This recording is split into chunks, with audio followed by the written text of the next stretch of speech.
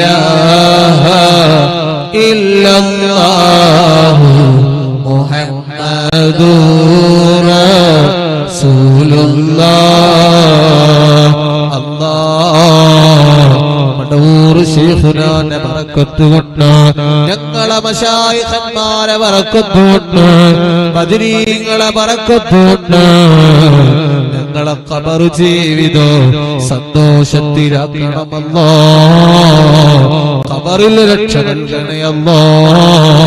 മുഅ്മിനീങ്ങളെ, ഇന്നലെ ഞാൻ ഓർമ്മപ്പെടുത്തിയിരുന്നുവല്ലോ, ഖബറിൽ രക്ഷ വേണോ, ദിക്ർ ചൊല്ലിക്കോളൂ, സ്വലാത്ത് ചൊല്ലിക്കോളൂ, നല്ല നല്ല മജ്‌ലിസുകളിൽ പങ്കെടുത്തോളൂ. ഇന്നലെ ഞാൻ അത് ഓർമ്മപ്പെടുത്തിയിരുന്നു.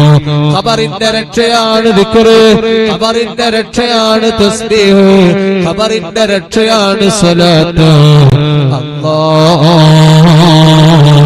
ഞങ്ങൾ ചൊല്ലുന്ന ഈ അദ്കാറുകളുടെ ബറക്കത്ത് കൊണ്ട് ഞങ്ങളെ ഖബർ ജീവിതം സന്തോഷത്തിലാക്കണേ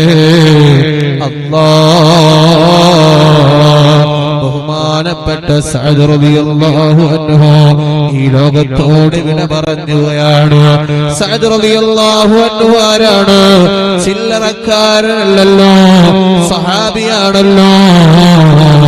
മാത്രമല്ല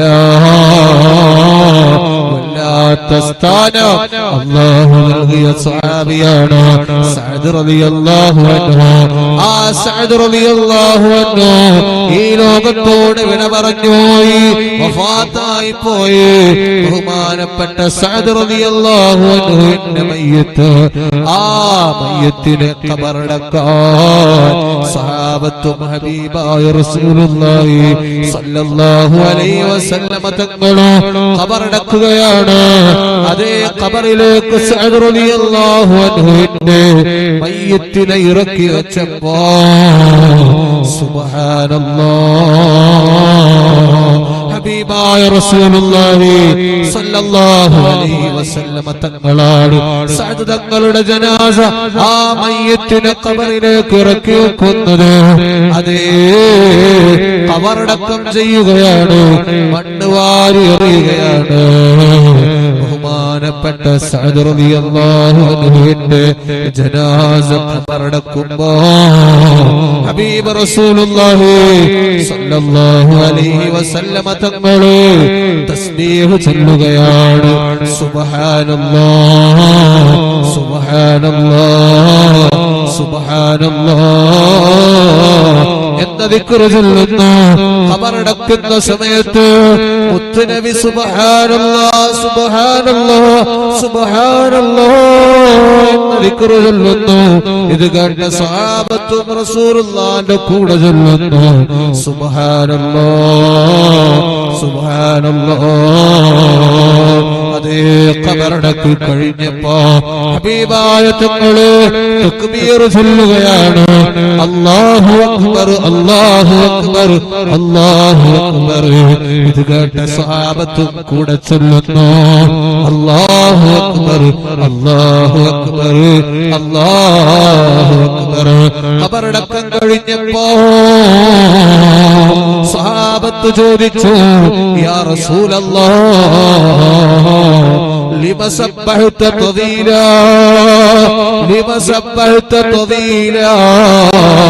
എന്തേ നബിയേ അങ്ങ് ധാരാളം സമയം ആ സഅദ് തങ്ങളെ ഖബറടക്കുമ്പോ ധാരാളം സമയം അങ്ങ് തസ്ബീഹ് ചൊല്ലിയല്ലോ, സുബ്ഹാനല്ലാഹ് പറഞ്ഞല്ലോ. എന്താണ് നബിയേ അത് പറയാനുള്ള കാരണം? ലിമ കബ്ബർത യാ റസൂലല്ലാഹ്. തസ്ബീഹ് ചൊല്ലി ഖബറടക്കിയതിന്റെ ശേഷം അങ്ങ് ധാരാളം സമയം തക്ബീർ ചൊല്ലിയല്ലോ, അല്ലാഹു അക്ബർ എന്ന് ചൊല്ലിയല്ലോ. ലിമ കബ്ബർത യാ റസൂലല്ലാഹ്. എന്തിനാണ് നബിയേ അങ്ങനെ തക്ബീർ ചൊല്ലിയത് യാ റസൂലല്ലാഹ്? ഹബീബായ റസൂലുള്ളാഹി സ്വല്ലല്ലാഹു അലൈഹി വസല്ലമ തങ്ങൾ പറയുകയാ, സഹാബ സഅദ് സഅദ് റളിയല്ലാഹു അൻഹു ഈ ലോകത്തോട് വിട പറഞ്ഞപ്പോ അല്ലാഹുവിന്റെ അർശ് പോലും കുലുങ്ങിയിട്ടുണ്ട് സ്വഹാബ. അത്രയും വലിയ സ്ഥാനമുള്ള പദവിയുള്ള സ്വഹാബിയാണ് സഅദ് സ്വഹാബ. ആ സഅദ് പോലും മരണപ്പെട്ടപ്പോ ഞാനൊരു അത്ഭുതം കണ്ടു സ്വഹാബ. സഅദ് പോലും മരണപ്പെട്ടപ്പോ ആ ഖബറിൽ ഞാനൊരു അത്ഭുതം കണ്ടു സ്വഹാബ. സഹാബത്ത് ചോദിക്കുകയാണ്, എന്താണ് നബിയേ അങ്ങ് കണ്ട അത്ഭുതം? ഞങ്ങൾ കാണാത്തതങ്ങ് കാണുമല്ലോ, അതിനുള്ള കഴിവ് അല്ലാഹു അങ്ങേക്ക് നൽകിയിട്ടുണ്ടല്ലോ. എന്ത് അത്ഭുതമാണ് നബിയേ സഅദ് തങ്ങളുടെ ഖബറിൽ കണ്ടത്? യാ റസൂലല്ലാഹ്, ഹബീബായ റസൂലുള്ളാഹി സല്ലല്ലാഹു അലൈഹി വസല്ലം തങ്ങൾ പറയുകയാണ്, സഹാബാ സഹാബാ സഅദിനെ ഖബറിലേക്ക് ഇറക്കി വെച്ചപ്പോ ആ ഖബറ് 6 അടി മണ്ണാകുന്ന ഖബറ് സഅദിനെ ഇടുക്കി സ്വഹാബാ. സഅദ് റളിയല്ലാഹു അൻഹുവിനെ ആ ഖബർ ഇടുക്കി സ്വഹാബാ. സഅദിനെ ആ ഖബർ ഇടുക്കി സ്വഹാബാ. സഅദിനെ ആ ഖബർ ഇടുക്കി സ്വഹാബാ. ഇത് കണ്ടപ്പോ എനിക്ക് വല്ലാത്ത വിഷമമായി സ്വഹാബാ. സഅദിനെ ആ ഖബർ ഇടുക്കുകയാണ്, ആ ഖബർ വാരി പുണരുകയാണ്, ആ ഖബർ ഇടുക്കുകയാണ്, ഞെരുക്കുകയാണ്. ഇത് കണ്ടപ്പോ എനിക്ക് വിഷമമായി. ഖബറിന്റെ ഇടുക്കത്തിൽ സഅദ് റളിയല്ലാഹു അൻഹു പെട്ടത് ഞാൻ കണ്ടപ്പോ എനിക്ക് സങ്കടം വന്നുപോയി. ആ സമയത്ത് ഞാൻ ചൊല്ലിയതാണ് സുബ്ഹാനല്ലാഹ് സുബ്ഹാനല്ലാഹ് സുബ്ഹാനല്ലാഹ്. ആ സുബ്ഹാനല്ലാഹ് പറയാനുള്ള കാരണം ആ ഖബറിന്റെ ഇടുക്കം കണ്ടപ്പോഴാണ് സ്വഹാബ. അൽഹംദുലില്ലാഹ്, ഖബറിന്റെ ഇടുക്കത്തിൽ നിന്ന് ഞാൻ തസ്ബീഹ് ചൊല്ലി. നിങ്ങളെല്ലാവരും എന്റേത് കേട്ടിട്ട് നിങ്ങളും തസ്ബീഹ് ചൊല്ലി.